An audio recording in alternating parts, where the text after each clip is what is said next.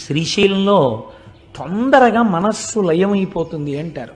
అక్కడికి వెళ్ళి జపం చేసుకుందాం అనుకున్న వాళ్ళకి అక్కడికి వెళ్ళి కూర్చుని మాకు ఒక ఆఫీసర్ గారు ఉండేవారు. ఇప్పుడు నాకు పుష్పమాల వేశారే, ఆ వారు చేసిన ర్యాంక్కి సమానమైన ర్యాంకు. ఆ డిప్యూటీ మేనేజర్ క్వాలిటీ కంట్రోల్ అని మా ఆఫీసులో ఒక పరమ గౌరవనీయమైన పదవి, ఒక జిల్లా స్థాయి అధికారి. ఆయన పేరు అరుణ జటేశ్వరుడు. చాలా గొప్ప పేరు, ఎక్కడ ఉండదు అసలు. ఆయనే అరుణ జడాయ్ అని పిలుస్తుండేవారు. ఆయన పరమభక్తుడైన ఆయన శ్రీశైల క్షేత్రానికి వెళ్ళి భ్రమరాంబ అమ్మవారి దేవాలయపు గోడల దగ్గర కూర్చుని రుద్రాన్ని పారాయణ చేసి వస్తుండేవారు. అందుకే మహానుభావుడు ఒక పువ్వులా పనిచేసి ఒక పువ్వులా వెళ్ళిపోయారు. ఆయన మొన్ననే నాకు ఫోన్ చేశారు, ఈ మాట ఎప్పుడైనా వీలైతే ఒకసారి సభకి పిలిపిస్తాను వారిని, ఒకసారి రండి చెన్నై నుంచి అని. నేను ఎందుకు ప్రస్తావన చేశానంటే అక్కడ తొందరగా మనస్సు లయం అవుతుంది. సిద్ధిం తథావిధ మనోవిలయం సమాధౌ గాత్రం యదాహమలతా పరివేశయంతి అంటారు శంకరాచార్యుల వారు. మీ మనస్సు లయమైపోతే మీకు బాహ్య ప్రపంచంతో సంబంధం ఉండదు. మీకు బాహ్య ప్రపంచంతో సంబంధం లేదు అని ముందు ఎవరు నమ్మాలి? తీగలు నమ్ముతాయి. తీగలు నేను వెళ్ళిలా కూర్చున్నా నన్ను చుట్టుకో, వీళ్ళు లేచి వెళ్ళిపోతాడని చుట్టుకోదు. కానీ ఒక కర్రపుల్ల ఇలా ఉందనుకోండి, తీగ వచ్చి చుట్టుకుంటుంది.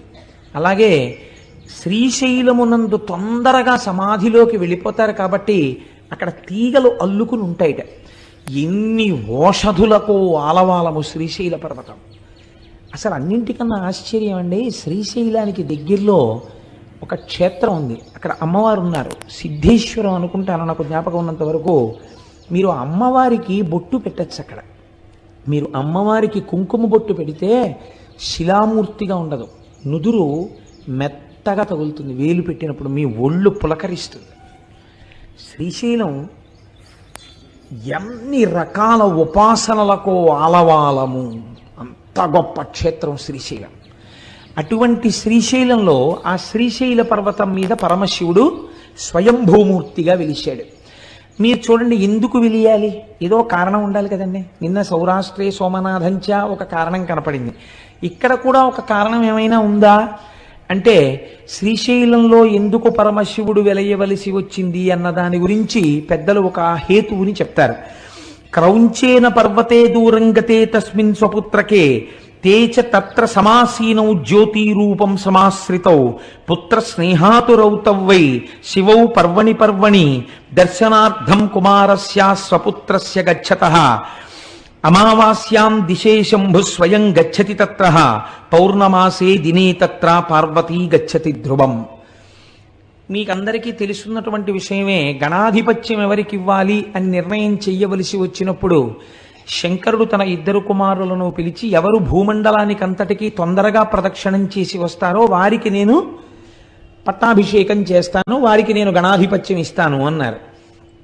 అంటే గబగబా బయలుదేరాడు సుబ్రహ్మణ్యేశ్వర స్వామి. వారిది నెమలి వాహనం కాబట్టి గబగబా వెళ్ళి భూమండలంలో ఉన్న దేవాలయాలన్నిటినీ దర్శనం చేసుకుంటూ వస్తున్నాడు. ప్రదక్షిణం అంటే అది బాగా గుర్తుపెట్టుకోండి.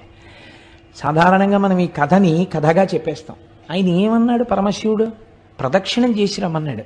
ప్రదక్షిణం చేసి రమ్మంటే గుళ్ళల్లోకి ఎందుకంటే సుబ్రహ్మణ్యేశ్వర స్వామి వారు గిరగిరా తిరిగేసి వచ్చేయకూడదు ఏంటి? ఓ విమానం తిరిగేసినట్టు ఏరియల్ వ్యూ అంటాం కదా మనం, అలా నెమలి వాహనం ఎక్క అలా తిరిగిలా వచ్చేస్తే బాగుంటుంది కదా. ప్రతి గుళ్ళోకి వెళ్ళాడు ఆయన. ప్రతి గుళ్ళోకి వెడితే ఆయనకి ఏం కనపడేదంటే, ఈయన గుళ్ళోకి వెళ్ళేటప్పటికీ విఘ్నేశ్వరుడు బయటికి వెడుతున్నట్టు కనపడేది. అయ్యో అన్న ఇదేంట్రా, నాకన్నా ముందే బయటికి వెళ్ళిపోతున్నాడు, ఎలా వెళ్ళిపోతున్నాడు రా అనుకునేవాడు ఆయన. ప్రతి గుళ్ళోనూ ఈయన వెళ్ళడం, ఆయన బయటికి వెళ్ళడం.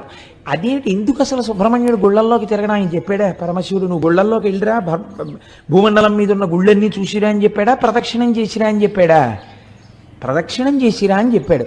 ప్రదక్షిణం చేసిరా అంటే గుళ్ళల్లోకి ఎందుకండి వెళ్ళడం? అదే ప్రదక్షిణం అంటే. ప్రదక్షిణం అంటే ఏమిటో తెలుసా అండి? దేవాలయంలో ప్రదక్షిణం చేసేటప్పుడు లోపల ఉన్న మూర్తి మిమ్మల్ని పరిశీలన చేస్తాడు. నన్ను నమ్ముకున్నటువంటి మహాభక్తులందరూ నా దేవాలయంలో కొలువు తీరి ఉన్నారు, వీరికి నమస్కరించి వీరి అనుగ్రహంతో నా దగ్గరికి వస్తాడా, వీళ్ళంతటి వాళ్ళు వీళ్ళెందుకని నా దగ్గరికి వస్తాడా చూద్దామని వీళ్ళని వదిలి లోపలికెళ్ళిన వాడిని చూడగానే ఇలా మొహం తిప్పుతాట పరమేశ్వరుడు. కాబట్టి మీకు ఆ ఈశాన్యలింగం అని ఉంది అరుణాచలంలో. అరుణాచలంలో ఈశాన్యలింగం దగ్గర నందీశ్వరుడు ఇలా ఉండడు, ఇలా ఉంటాడు. మొన్న మేము వెళ్ళినప్పుడు ఆయన్ని ఎందుకు అలా మొహం పక్కకి తిప్పుకొని ఉన్నాడు అని అడిగితే ఆయన తమిళంలో చెప్తే ఏదో వచ్చిన వాళ్ళు ఎవరో దాన్ని తర్జుమా చేశారు.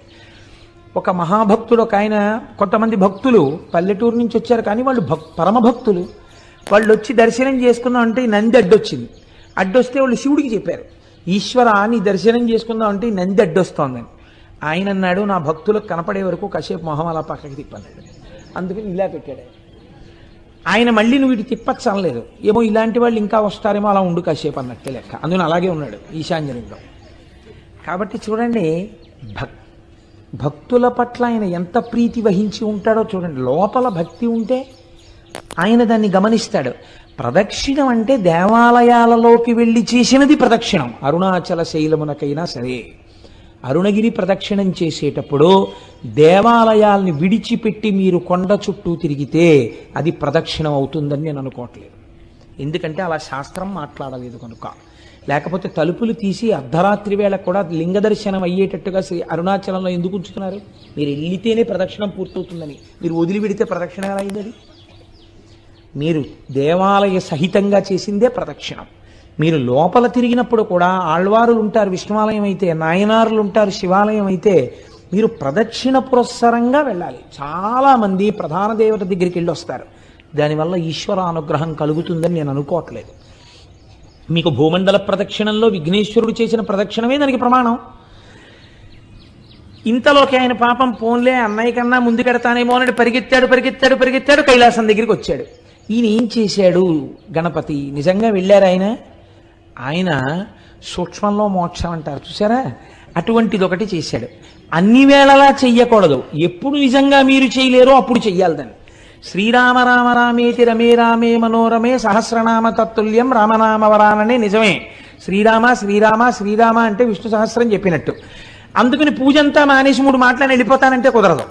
నిజంగా మీకు అంత టైం లేని పరిస్థితి వచ్చినప్పుడు శ్రీరామ శ్రీరామ శ్రీరామనమని.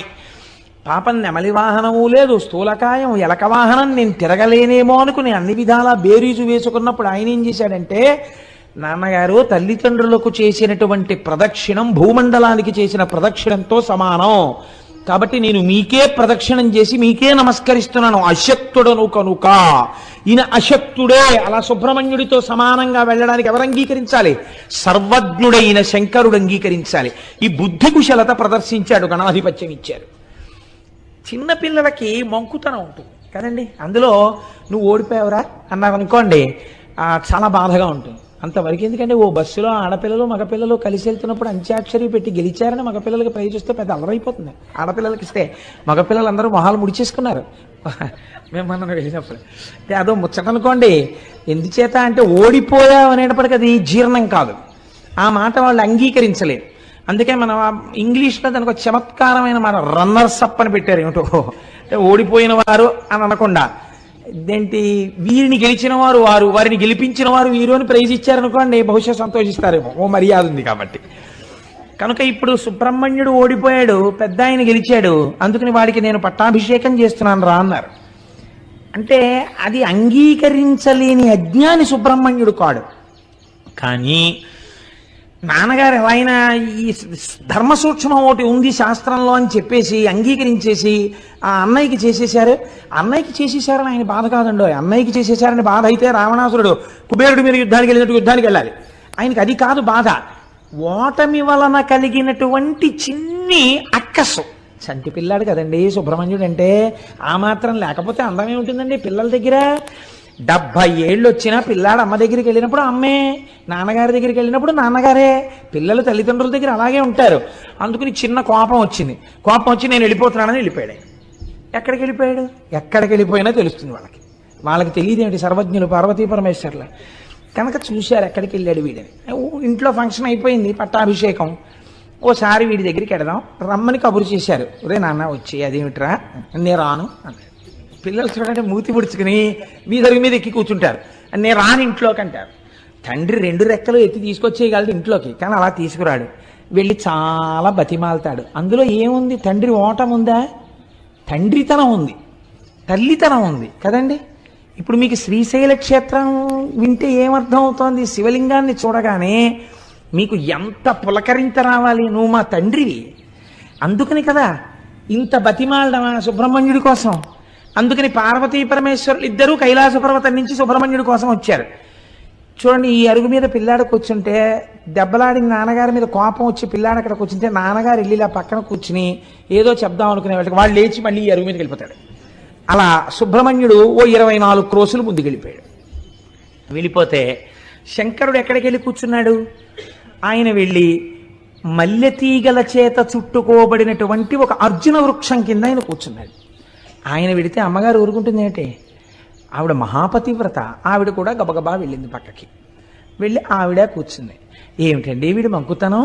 మీ అంతటా ఆయన అసలు ఏం బొత్తిగా బుద్ధి లేదేం, చిన్నవారా చితకవారా? ఏమిటి మీ పెద్దరికని తెలుసుకోకుండా ఇప్పుడు మీరే బతిమాలు వస్తే వాడు వెళ్ళిపోవడం ఏమిటి అంది. పోన్లేదు పిల్లాడు అన్నారు. అని మొట్టమొదట అమావాస్య రాగానే చీకటి కదా, కొత్త ప్రదేశం కదా, ఒక్కడు ఎలా ఉన్నాడో ఏమిటో అని ముందు శంకరుడు వెళ్ళాడు. వెళ్ళి అయిపోయింది, అప్పటికి ఆలక తీరిపోయింది. వెళ్ళిపోయి అదే దండాయుధపాణి అంటారు. ఆయన వెళ్ళి ఆ పిల్లాడి దగ్గర కూర్చుని ఏంట్రా నాన్న ఇలా వచ్చావు అంటే అప్పటికి ఆయన మహాజ్ఞానిగా నిలబడ్డాడు. అంటే కోపం పోయింది. ఆ క్షేత్రం మనం దర్శనం చేస్తాం. అందుకే ఈయన అమావాస్య నాడు వెళ్ళి దర్శనం చేసి వస్తారు. ప్రతి పౌర్ణమి నాడు అమ్మవారు వెళ్ళి దర్శనం చేసి మళ్ళీ వస్తుంటుంది శ్రీశైలానికి. పిల్లాడికి దగ్గరలో ఉన్నామనిపించుకోవడానికి అక్కడే ఉండి చక్కగా ఇద్దరిని చూస్తూ సుబ్రహ్మణ్యుణ్ణి చూసుకుంటూ ఎలాగో వచ్చాం కదా ఈ క్షేత్రానికి, ఇక్కడ చక్కగా ఈ మల్లె చెట్టు కిందకు వచ్చాం కదా అని పిలిచారు. ఎవరు ప్రార్థించారని పిలిచారు? ఇందులోనే మీరు శ్రీశైలానికి సంబంధించినటువంటి ఒక గొప్ప రహస్యాన్ని పట్టుకోవాలి. సుబ్రహ్మణ్యుడు అలిగితే తండ్రితనం చూపించి వచ్చాడైన, సుబ్రహ్మణ్యుడు అలిగితే తల్లితనం చూపించి వచ్చాడైన. మీరు కూడా అలక చేతనో అజ్ఞానం చేతనో అబ్బెబ్బే భగవంతుడు ఎక్కడండి, అన్నీ నేనే ఈ శరీరం చూపించుకుని భగవంతుడికి దూరం అయిపోయాం మనం కూడా కదండి. ఇలా దూరం అయిపోయిన వాళ్ళు ఎవరైనా ఉంటే వాళ్ళ దగ్గరికి నేనే వెళ్ళిపోతానని చెప్పొచ్చి ఆయన శ్రీశైలంలో కూర్చున్నాడు. దూరం అయిపోయిన వాళ్ళని వెతుక్కుంటూ ఆయన వస్తే ఆయన మా అమ్మ నాన్నగారు అక్కడ కూర్చున్నారు అనుకుని మీరే శ్రీశైలం వెళ్ళారనుకోండి, ఎంత సంతోషపడిపోతాడండి. నా పిల్లలు చూడవే, కడుపున పుట్టిన వాడికన్నా వీళ్ళు నా పిల్లలే చూడు, నా కోసం వచ్చాడు అని పొంగిపోతాట. అందుకే శ్రీశైల మల్లికార్జునుడిది ధూళి దర్శనం. ధూళి దర్శనం అంటే మీరు కాకినాడలో బయలుదేరి శ్రీశైలం వెళ్లే లోపల ఓ 10 గంటలో 15 గంటలో నిద్రపోతారు. ఏ బట్టలో కట్టుకుని ఏ హోటల్లోకో వెళ్ళి అన్నం తినేస్తారు. ఆ పచ్చడి గిచ్చడి మీద పోసేసుకుంటారు. ఓ 2 మాటలు మూత్ర విసర్జన చేసేస్తారు. ఇంకో మాట అవసరమైతే ఇంకొక శంక కూడా తీర్చుకుంటారు. ఆ బట్టలతో శ్రీశైలం కొండ మీద కడతారు. వెళ్ళిన తర్వాత మీరు ఒక కాటేజ్ ఏదో తీసుకుని లోపలికి వెళ్ళి స్నానం చేసి శౌచంతో వెళ్ళి శివలింగాన్ని ముట్టుకున్నారనుకోండి, కొంచెం చిన్నబుచ్చుకుంటాడు ఆయన. ఏమిటంత శౌచంగా వచ్చాడు వీడు అని. మీరు ఆ శ్రీశైల క్షేత్రానికి వెళ్ళగానే కాళ్ళ నిండా మట్టి పట్టేసి కాళ్ళు కడుక్కోకుండా చేతులు కడుక్కోకుండా స్నానం చేయకుండా పూర్తి చేసుకున్న శరీరంతో అనగా దూరదేశం నుంచి వెళుతున్నారనుకోండి, ఎంత అశౌచం అండి. మరి మలమూత్ర విసర్జన చేసిన శరీరం ఎంత అశౌచంతో కూడుకున్నది. పైగా మీరు కొంతసేపు నిద్రపోయారు బస్సులో రైల్లో, నిద్ర ఎంత అశౌచం వస్తుంది. ఎందుకంటే కొన్ని శరీరంలోంచి విసర్జింపబడవలసినవి బయటికి వస్తాయి. నిద్రపోతే పుసులు కడతాయి కళ్ళు. ఇటువంటివన్నీ ఏర్పడినప్పుడు మళ్ళీ స్నానం చేసి కానీ దేవాలయంలోకి వెళ్ళకూడదు.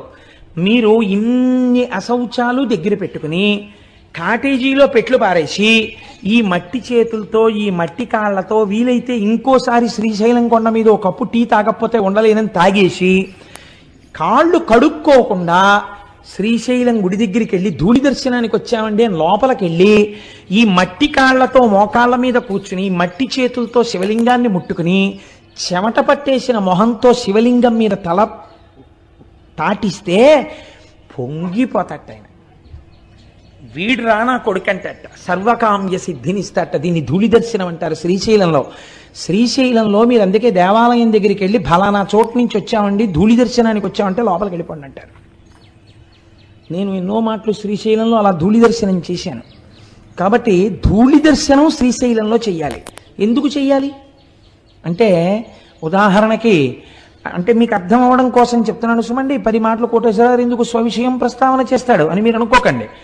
నా కొడుకు ఎక్కడో దూరంగా ఉండి చదువుకుంటున్నాడు అనుకోండి, ఒక రాత్రంతా బెర్త్ మీద నిద్రపోయి ముందు రోజు 3 గంటలకి రైలు ఎక్కి ఏ రైల్వే స్టేషన్లో కనపడినటువంటి పదార్థమో ఎడం చేతిలో పెట్టుకుని కుడి చేత్తో తినేసి అవన్నీ మీద పడిపోయిన చట్నీ మరకలతోటి ఆ చెమట పట్టేసిన మొహంతోటి ఆ రైలు దిగి అనుకోకుండా వాడి ఇంటికి వచ్చి తలుపు కొడితే నేను వెళ్ళి ఇలా తలుపు తీశాను అనుకోండి, తలుపు తీస్తే నా కొడుకు కనపడ్డాడు అనుకోండి, ఏమిట్రా ఇలా వచ్చావు అనుకోకుండా అన్నాను అనుకోండి, నాన్నగారండి నాకు గత వారం మీరు కల్లోకి వచ్చారు నాన్నగారండి, అందుకని 2 రోజులు అనుకోకుండా సెలవులు వచ్చాయి, ఇక్కడ ఏదో స్థానికంగా ఎన్నికలు జరుగుతున్నాయి సెలవులు ఇచ్చారు, మిమ్మల్ని చూడాలనిపించి వచ్చేసాను నాన్నగారండి అన్నాడు అనుకోండి అని నా కొడుకు నన్ను గట్టిగా పట్టుకున్నాడు అనుకోండి, నేను కూడా పుత్రగాత్ర పరిష్వంగం అని సంతోషంగా వాడిని నాన్న కల్లోకి వచ్చానని వచ్చావా ఇంత కష్టపడి అని కౌగిలించుకుంటానా, దూరం స్నానం చేసిరా అంటానా?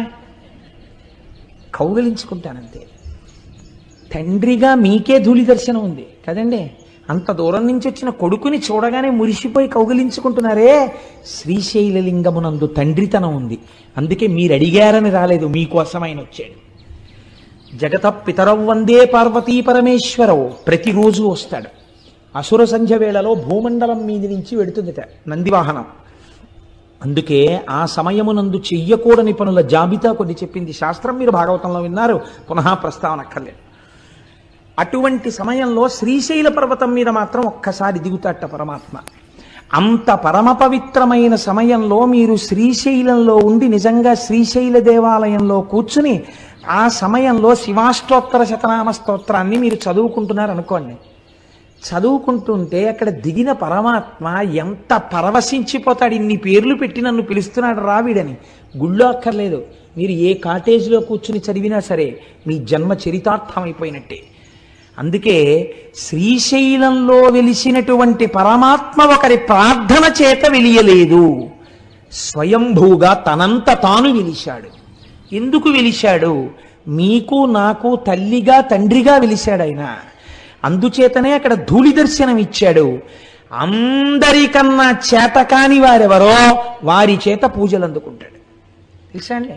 ఇప్పుడంటే లేదండి, ఇప్పుడు ఒక్కొక్కటి మోడర్నైజ్ అయిపోయి దేవాలయాలు కూడా కొంచెం ఇదిగా ఉంది. కానీ నేను ఒకనొకప్పుడు ఇంటర్మీడియట్ చదువుకునే రోజుల నుంచి, అనగా ఇంచుమించు 1973-75 ప్రాంతాల నుంచి శ్రీశైలం వెళ్ళినటువంటి సందర్భాలలో సుప్రభాత దర్శనం కోసమని వెంపర్లాడి పరిగెత్తేవాడిని. ఆ రోజుల్లో చెంచులు వచ్చేవారు. చెంచులు వచ్చి ఎంతంత డప్పు నిజంగా. నేను నా భార్య నా పెళ్ళయిన తర్వాత కూడా అస్తమానం శ్రీశైలం వెళ్ళేవాళ్ళం.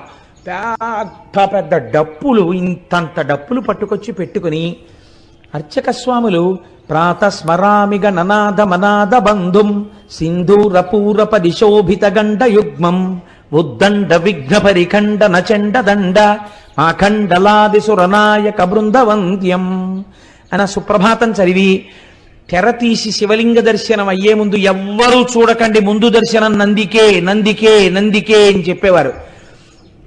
తెర తీయగానే నిజంగా ఈ చెంచులు ఆనందంతో వాయించేవారు. వెన్నుపాములోంచి పులకరింతలు వచ్చేసేవి నిజంగా ఆ వాయిద్యాలు వింటుంటే.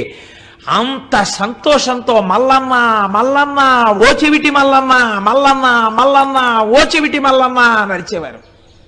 ఆయనకు అదో పేరండి, చెవిటి మల్లన్న నరిస్తే పొంగిపోతాట. శ్రీశైలం వెళ్ళి భగవంతుడికి ఏమైనా మంచి పేర్లు ఉంటాయి, ఓ శివ అంటారు, ఓ శంకర అంటారు, చెవిటి మల్లన్న ఏమిటండి? అక్కడికి వెళ్ళోసారి ఓ చెవిటి మల్లన్న విన్నావా అంటే పొంగిపోతాట ఆయన. ఆయనకు అదో పేరు శ్రీ మల్లికార్జునుడికి. ఎక్కడైనా విన్నారా మీరు ఇటువంటి చేష్టితం? ఏమిటి సౌలభ్యం పరమాత్మది అంటే, ఒక భక్తుడొకడు నువ్వు నన్ను రక్షించి కాపాడు సుమా అన్నాడు. ఏమీ తెలియని అమాయకపు భక్తుడు.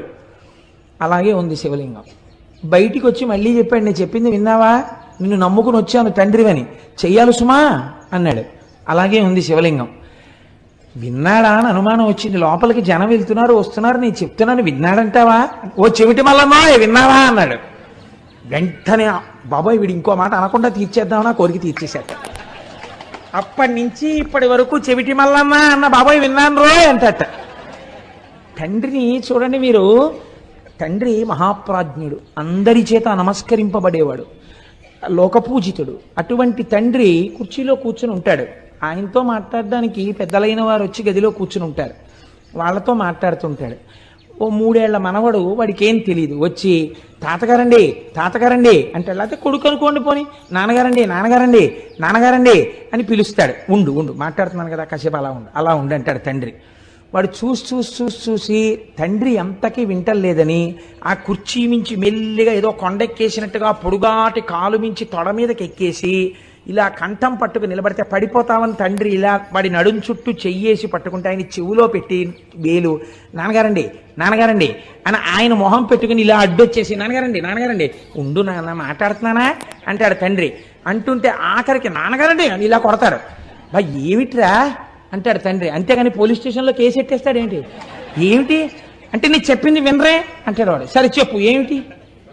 ఇంతమందిలో వాడు అంటాడు, ఇందాక నుంచి చెప్పాను మీరు వింటే కదా చూడా అంటే, ఫోన్లేరా చెవుడే చెప్పు ఏమిటి అంటే, మీరు నాకు జామకాయ తెస్తానన్నారు సాయంకాలం, తెస్తానులే తప్పకుండా తీసుకొస్తాను, దిగు వెళ్ళు మీ అమ్మ దగ్గరికి అంటే.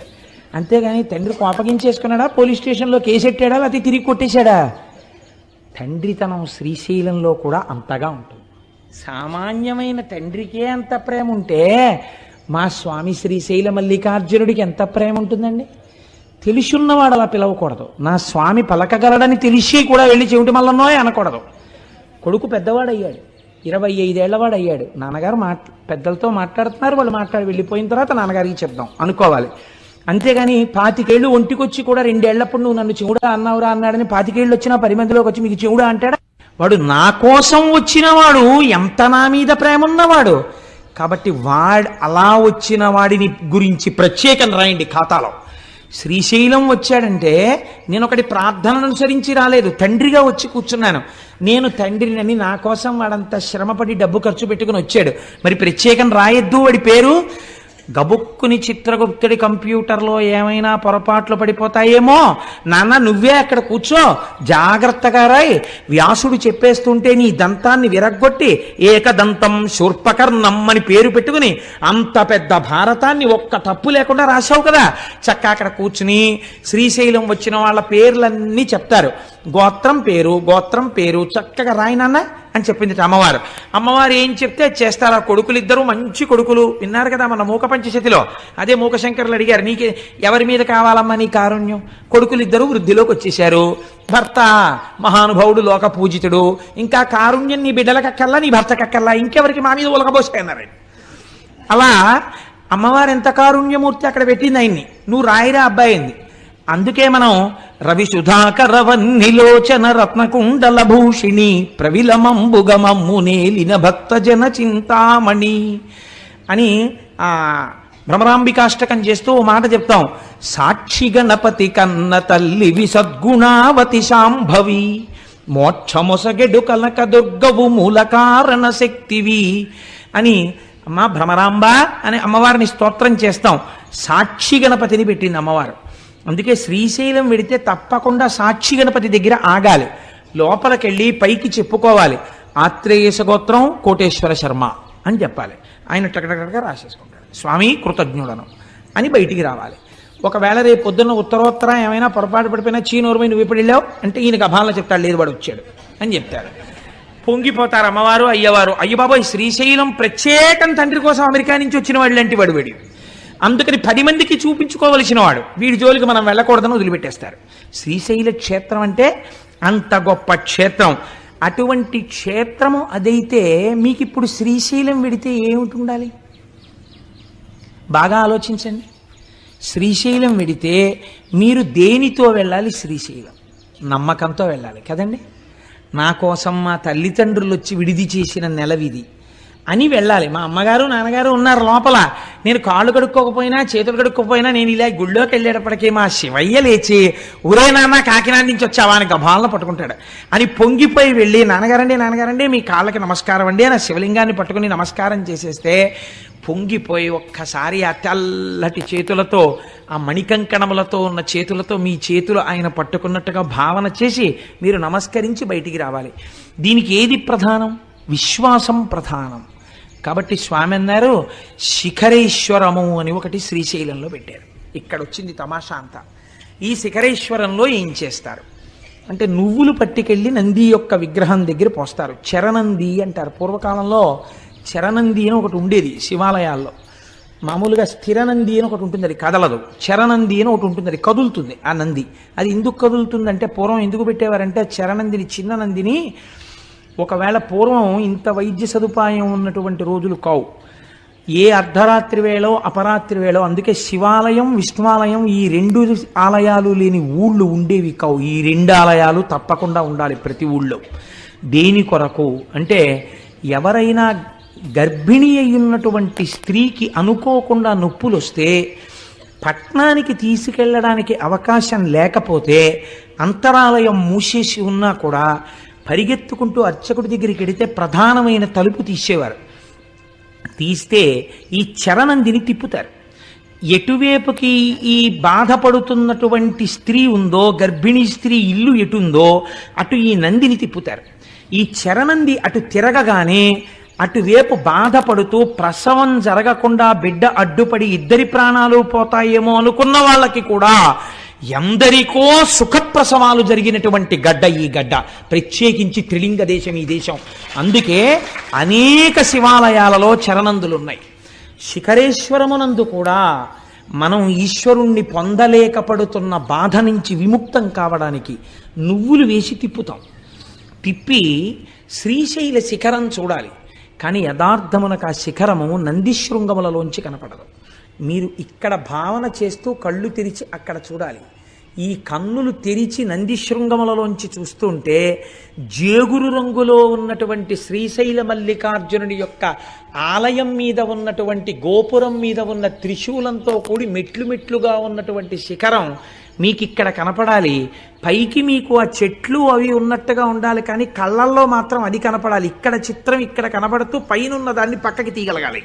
అలా ఎవడు తీశాడో వాడికి పునర్జన్మ నవిద్యతి. ఇంకా వాడికి పునర్జన్మ లేదు, ఎందుకంటే వాడు అంత ధారణ చేసి ఉన్నాడు కనుక. అందుకే శిఖరేశ్వరం దగ్గర ఒక పరీక్ష పెట్టాడు పరమాత్మ. అమ్మవారు అడిగింది ఒకసారి, ఏమయ్యా పరమాత్మ అంటే, అమ్మవారికి తెలియక అడగదండి ఈ విషయాలు, మనకి తెలియ చెప్పడం కోసం అడుగుతుంది. ఏమండి ఏమిటి, శిఖరేశ్వరం దగ్గరికి వచ్చి నందిని తిప్పి చరణందిని ఇలా చూస్తే శిఖరం కనబడితే ఇక పునర్జన్మ లేదా, మోక్షం ఇచ్చేస్తారా? ఎలా ఇచ్చేస్తారండి అలాగే? అలా కుదురుతుందా అని అడిగింది అమ్మవారు.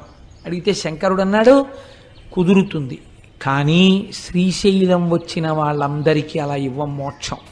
ఎవరికి కుదురుతుందో నీకు చూపిస్తాను, రా పార్వతి అన్నాడు. ఒక వృద్ధ బ్రాహ్మణ రూపాన్ని ఆయన స్వీకరించారు. ఒక వృద్ధ బ్రాహ్మణిగా పార్వతీదేవి వచ్చింది. ఇద్దరూ ఆ శిఖరేశ్వరం దగ్గరికి వచ్చారు. ఎందరో మెట్లు ఎక్కుతున్నారు, నంది శృంగములలోంచి చూస్తున్నారు, కిందకి దిగిపోతున్నారు. అక్కడే ఒక చిన్న ఊబిని సృష్టించారు. అందులో ఈ వృద్ధ బ్రాహ్మణుడు దిగిపోతున్నాడు. ఆ ఒడ్డున ఉన్నటువంటి వృద్ధ బ్రాహ్మణి అంది, మా ఆయన దిగబడిపోతున్నాడు, నా పసుపు కుంకాలు కాపాడబడాలి కదా, అందుకని ఒక్కసారి ఎవరైనా చెయ్యిచ్చి పైకి లాగండి, నేను వృద్ధురాలను, నా భర్తని పైకి లాగలేకపోతున్నాను అంటే గబగబా వచ్చి చెయ్యి ఇవ్వబోయారు.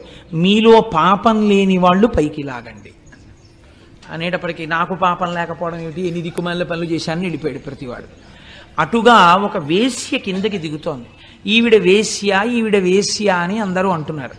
ఆవిడ దిగుతూ వచ్చి నేను లాగుతానమ్మా అని చేయి పట్టుకుంటే ఆవిడంది పార్వతీదేవి, ఏమమ్మా అందరూ మాకు పాపం ఉందని వెళ్ళిపోతుంటే నువ్వు ఒక్కదానివి వేశ్యవి అని వాళ్ళందరూ చెప్తున్నారు, వాళ్ళ పాపముల కన్నా నీ పాపము గట్టిది కదా, నువ్వు ఎలా లాగుతావు నా భర్తని అని అడిగింది. అయితే ఆవిడంది, శ్రీశైల శిఖరం దృష్ట్యా పునర్జన్మ నవిద్యతే. అమ్మా నేను ఇప్పుడు శ్రీశైల శిఖర దర్శనం చేశాను, శ్రీశైల శిఖర దర్శనం చేత మోక్షం రావాలంటే పాపము లేదు పుణ్యము లేదు, రెండూ సున్నా అయిపోతే కదా మోక్షం. ఇప్పుడు నా ఖాతాలో పాపం ఎక్కడుందమ్మా, పాపం లేదు పుణ్యం లేదు, అందుకుని లాగుతున్నానమ్మా, నేను అర్హురాలను అంది. విశ్వాసం నిజంగా ఉన్నది నీకు, ఈవిడికి మోక్షం ఇస్తున్నాను. చూసావా పార్వతి, నంది శృంగములలోంచి చూడడం కాదు, ఇక్కడ ఉన్నది నా తల్లి, ఇక్కడ ఉన్నది నా తండ్రి, వాళ్ళ మాట సత్యం అని నమ్మినవాడెవడున్నాడో వాడికి మోక్షం. కాబట్టి శ్రీశైల క్షేత్రంలో అడుగు పెట్టిన వాడికి ఉండవలసినది మనం మన తల్లిదండ్రుల దగ్గర ఉన్నామన్నటువంటి భావన ఉండాలి. ఈ భావన పరిపుష్టమై మీరు శ్రీశైలము వెడితే మీకు ఎనలేని సౌభాగ్యం అక్కడ కలుగుతుంది. చిత్రం ఏమంటే అక్కడ 5 ధారలు పడుతుంటాయి. హాటకేశ్వరము అని ఒక దేవాలయం. హాటకేశ్వరము చిత్రమైన దేవాలయం. అది ఒక కొత్త కుండ పెంకులో బంగారు లింగము తనంత తాను ఆవిర్భవించింది. ఒక బంగారు లింగము తనంత తాను కుండ పెంకునందు ఆవిర్భవించినటువంటి క్షేత్రము కనుక దాన్ని హాటకేశ్వరము అని పిలుస్తారు. ఇవన్నీ వింటుంటే మీకు ఒకసారి శ్రీశైలం విడితే బాగుండనిపిస్తోందా? పోనీ అలాగే గట్టిగా ప్రార్థన చేయండి, ఏమో ఈశ్వరుడు అనుగ్రహించి వెడతామేమో. కాబట్టి ఆ కుండ పెంకులో ఒక బంగారు లింగం వెలిసినటువంటి క్షేత్రము హాటకేశ్వరము. మీరు ఆ హాటకేశ్వరం దగ్గర మెట్లు బాగా కిందకి దిగి వస్తే పాలధారలు పంచధారలు అని పడుతుంటాయి. ఇవి సాధారణంగా ఏం చెప్తారంటే, మీరు ఎవరినైనా అడిగితే పాలధారలు అంటే అదిగో చూశారంటే తెల్లగా ఉన్నాయి, అందుకని దీని పేరు పాలధార. అవి ఏమిటో తెలుసా అండి? పంచధారలు అంటే పంచదార కలిపిన నీళ్ళల్లో ఉంటాయండి, అందుకని పంచదారలు అంటారు.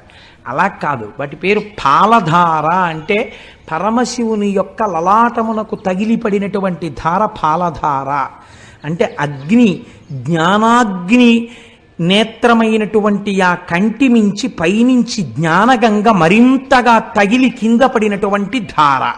ఇది శివుడి యొక్క లలాటమును తగిలి వస్తున్న ధారాని మీరు లోపలికి పుచ్చుకుంటే ఉత్తర క్షణము మీరు గొప్ప ఫలితాన్ని పొందుతారు. ఎందుచేత ఇలా ఏర్పడింది? శివాలయంలో తీర్థం ఇవ్వరు కాబట్టి సాక్షాత్తు సాకార రూపుడైన శంకరుడికి తగిలిపడినటువంటి ధార పాలధార. పంచధారలంటే 5 రకములుగా ప్రకాశిస్తున్నటువంటి భగవంతుని యొక్క శిరస్సులకు తగిలిపడిన ధారలు. కాబట్టి నేను చూస్తూ ఉంటాను, చెప్పులతో వెళ్ళిపోతూ ఉంటారు. కనీసం అక్కడ మాత్రం మర్యాద పాటించాలి. ఆ తీర్థం తీసుకునేటప్పుడు ఒక సంవత్సరం మేమందరం అక్కడికి వెళ్ళాము. వెడితే అక్కడ శంకర భగవత్పాదాచార్య స్వామి తపస్సు చేసి అక్కడే శివానంద లహరి చెప్పారు. అక్కడ ఆయనకి భ్రమరాంబికాదేవి ప్రత్యక్షమైంది. అంత పరమపావనమైన క్షేత్రమని మేము అక్కడ శంకరాచార్య స్వామి వారి ముందు నిలబడి ఆ తోటకాచార్యకృతమైనటువంటి శంకరాచార్య స్వామి వారి అష్టకాంతో స్వామికి నమస్కారం చేసి తిరిగి వచ్చాం. చంద్రశేఖర పరమాచార్య స్వామి అక్కడే ఉండిపోతానన్నారు. తపస్సు చేసుకుంటూ ఉండిపోతానన్న ప్రదేశం అదే. కాబట్టి అంత పరమపావనమైన చోట పంచధారలు పడతాయి. అవి ఒకటి బ్రహ్మధార, ఒకటి విష్ణుధార, ఒకటి రుద్రధార, ఒకటి చంద్రధార, ఒకటి దేవధార. 5 ధారలు అక్కడ పడుతున్నటువంటి పంచధారలు. ఈ పంచధారల్ని స్వీకరించడం సృష్టికర్త, స్థితికర్త, ప్రళయకర్త మనస్సుకి ప్రచోదనమిచ్చే చంద్రమా మనసో జాతః చక్షో సూర్యో అజాయత లోకసాక్షులైనటువంటి సూర్యచంద్రులు. ఈ 5 తీర్థములను మీరు అక్కడ తీసుకోవచ్చు. అంత పరమపావనమైనటువంటి క్షేత్రము శ్రీశైల క్షేత్రం. మీరు అక్కడ ఉండేటటువంటి చిత్రం ఏమిటో తెలుసా అండి?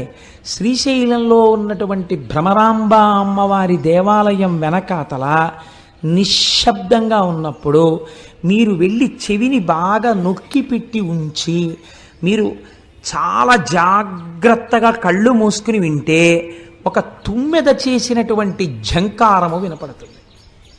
ఇవాళ నేను ఇక్కడికి వచ్చి కూర్చుని గోపాలకృష్ణ గారు మాట్లాడుతున్నప్పుడు నేను ఈ తల్లికి ఎలా ఉంది చూపించా. ఇలా కూర్చోగానే వచ్చింది ఒక కందిరీగ, ఒక తుమ్మెద వచ్చి ఇలా ఝంకారం చేస్తూ ఇలా తిరిగి వెళ్ళిపోయింది. అంటే ఇవాళ ఇక్కడ శ్రీశైల క్షేత్రం గురించి చెప్పుకుంటున్నారు అని అమ్మవారు శ్రీశైలం నుంచి బయలుదేరి వచ్చి వెళ్ళింది అని నేను అనుకున్నాను. అలా నేను దర్శనం చేసి నమస్కరించుకున్నాను. మీతో అన్నాను కదమ్మా, ప్రారంభం చేయకముందే భ్రమరాంబ అమ్మవారు విజయం చేసిందమ్మా అన్నాను.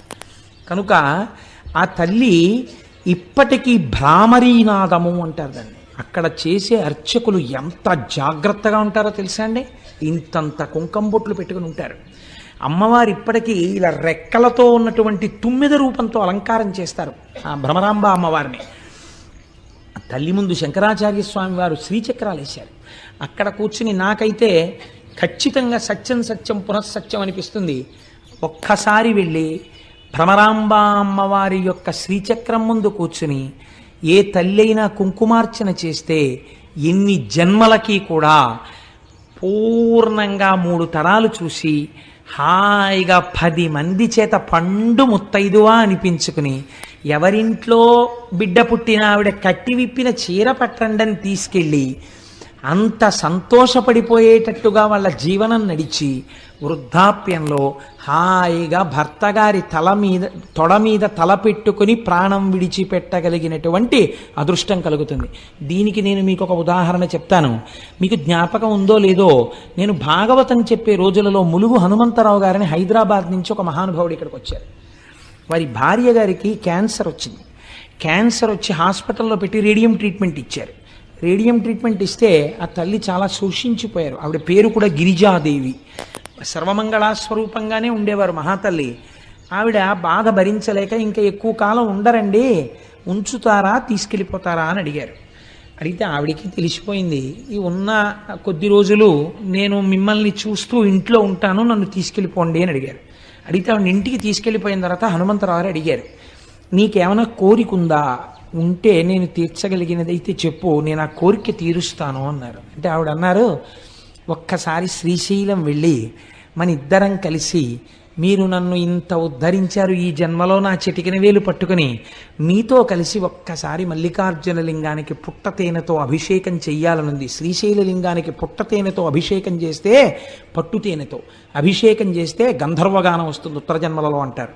ఈ మాట చెప్తే మా దొరగారు ఒకసారి ఏకంగా సీసాల పట్టుతేనె తెప్పించారు ఏజెన్సీ నుంచి. ఒక 100 మందిమో ఎంతమందిమో వెళ్ళి ఆ పట్టుతేనెతో అభిషేకాలు చేస్తుంటే శ్రీశైలం దేవస్థానం వాళ్ళు చూసి, ఆ తేనె మాకు కూడా ఇవ్వండి అని సీసాలతో తీసుకుని దాచుకున్నారు. మేము చేసుకుంటాం అభిషేకం, ఈ తేనె ఉంచండి అని.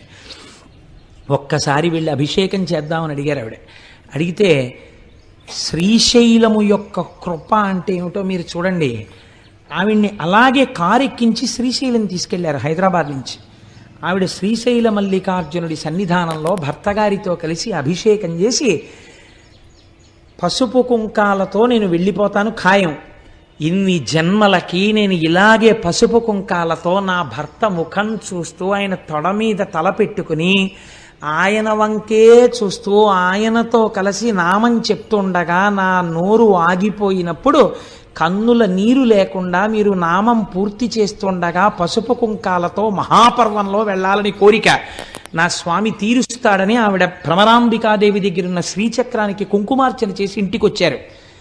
మహాశివరాత్రి మిట్ట మధ్యాహ్నం అయ్యవారికి అమ్మవారికి మారేడు దళాలతో పసుపు కుంకాలతో అర్చన చేసి చక్కగా భర్తని పిలిచి, నాకేదో వెళ్ళిపోతున్నానని అనిపిస్తోంది, నేను ఒక్కసారి శివాష్టోత్తరం చదువుతుంటాను, మీరు నాతో కలిసి చదవండి, మీ తొడ మీద తల పెట్టుకుని కొడుకుని కోడల్ని కూతుర్ని అల్లుణ్ణి చూస్తూ ఏ బెంగ లేకుండా మీ వంటి మహాత్ముడికి భార్యనయ్యాను, చాలు, చూస్తూ వెళ్ళిపోతాను, నా నామం ఆగిపోయిన దగ్గర మీరు నామం పూర్తి చెయ్యండి అని ఆ తల్లి ఎంత గొప్పగా చెప్పుకున్నారో ఆ రోజుల్లో. మహాశివరాత్రి మిట్ట మధ్యాహ్నం 12 గంటల వేళ భర్త గారి తొడ మీద తలపెట్టుకుని వెళ్ళిపోయారు. ఆవిడ కోరిక తీర్చేశాడు మల్లికార్జునుడు.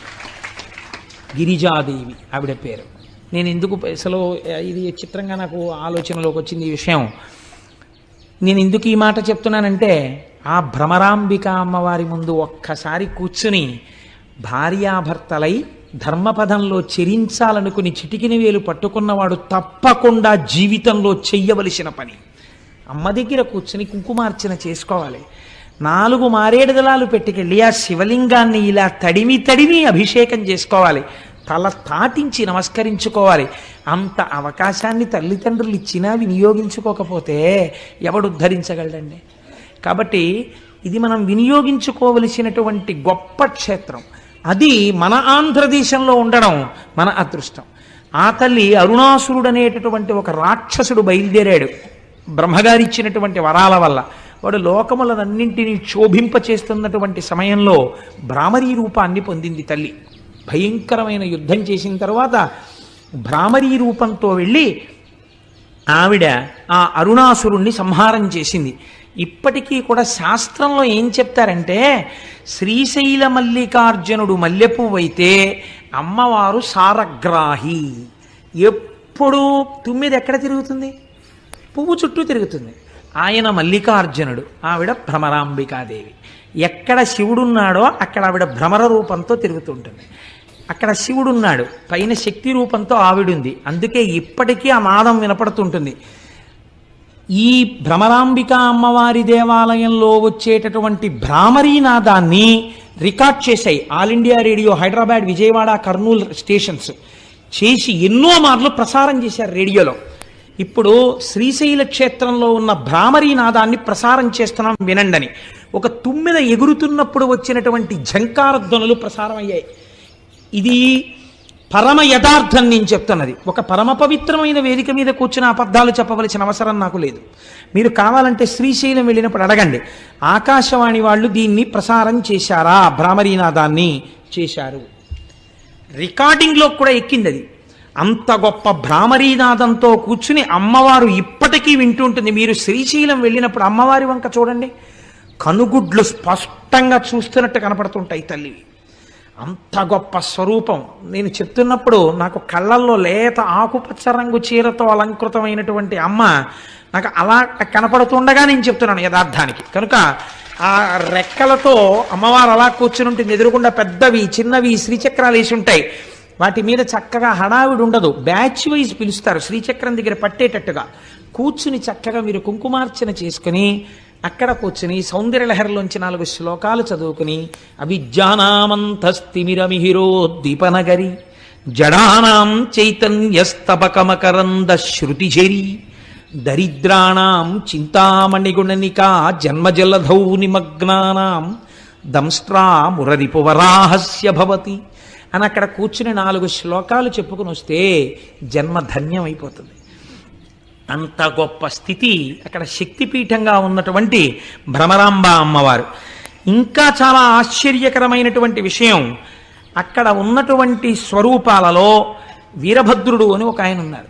మీరు శ్రీశైల మల్లికార్జున దర్శనం చేసి బయటికి వచ్చి ఎడం పక్కకి వెళ్ళినప్పుడు అక్కడ ఈ వీరభద్రుడు కనబడతాడు. ఆ వీరభద్రుడికి ఉన్నటువంటి గొప్పతనం ఏమిటో తెలుసా అండి? బయలు వీరభద్రుడు అని క్షేత్రపాలకుడు ఒక ఆయన ఉన్నారు. శ్రీశైలంలో ఉన్న వీరభద్రుడి గురించి ఏం చెప్తారో తెలుసా అండి? రక్త సంబంధమైనటువంటి వ్యాధులు శరీరంలో పొటమరిస్తే అటువంటి వారు శ్రీశైల క్షేత్రంలో ఉన్న వీరభద్ర స్వరూపం దగ్గర కూర్చుని ప్రతిరోజు 1 గంట సేపు శివనామాలు చెప్పుకొని కొద్ది రోజులు అక్కడ ఉండి వస్తే ఆ వ్యాధులు నయమైనటువంటి సందర్భాలు ఎన్నో ఉన్నాయి. అక్కడ ఉన్న వీరభద్రమూర్తిలోంచి అటువంటి శక్తి ప్రసారం అవుతుంది అని పెద్దలు చెప్తారు. అక్కడే ఆ తల్లి చంద్రవతి అనబడేటటువంటి ఒక రాజకుమార్తె ఒక భయంకరమైనటువంటి గడ్డు కాలాన్ని ఎదుర్కొంది. తన తండ్రే తనని మోహించాడు. ఆమె పరిగెత్తి శ్రీశైల క్షేత్రాన్ని చేరుకుని కృష్ణానదిని దాటి ఇప్పటికే పచ్చల బండ అని పిలుస్తారు. అందుకే శ్రీశైల మల్లికార్జునుడే శపించాడని కొందరంటారు, ఆమె శపించిందని కొందరంటారు. ఏదైనా ఇప్పటికీ అక్కడ పచ్చల బండ ఉంది. ఆ పిల్లని తరువుకొస్తున్నటువంటి రాజు వెంటబడ్డాడు. పిల్ల గుళ్ళోకి వెళ్ళిపోయి శివలింగాన్ని చూసి ఆమె లింగం అనలేదు, వీడు మల్లికార్జునుడు అంది ఆమె. అని ఆవిడ ఏం చేసిందంటే చేతిలో మల్లెపూల దండ తీసి చేత్తో పట్టుకుని ఈ మల్లెపూల దండ సిగకి చుట్టుకుని, మల్లికార్జున నేను నీకు ఇవ్వగలిగింది ఇదే, ఇది నీ సిగకి చుట్టుకుని నన్ను కాపాడు అంది. ఉత్తర క్షణం లింగోద్భవమూర్తి అంటారు. ఇక్కడ వరకే కనపడతారు లింగోద్భవమూర్తి. మీరు ఎప్పుడైనా శ్రీకాళహస్తిలో ప్రదక్షిణం చేస్తున్నప్పుడు వెనక గోడ మీద చూస్తే కనపడతాడు లింగోద్భవమూర్తి. ఎప్పుడైనా శివాలయాల్లో పెద్ద పెద్ద గుళ్ళకి వెళ్ళినప్పుడు జాగ్రత్తగా చూడండి, ఉంటారు లింగోద్భవమూర్తి. మొన్న నాతో దేవాలయాలకు వచ్చినప్పుడు నేను అరుణాచలంలో చూపించి చెప్పాను, దీని గురించి నన్ను అడగండి మీకు చెప్తానని. నన్ను ఎవరు అడగలేదు, మర్చిపోయారు, నేను మర్చిపోయాను.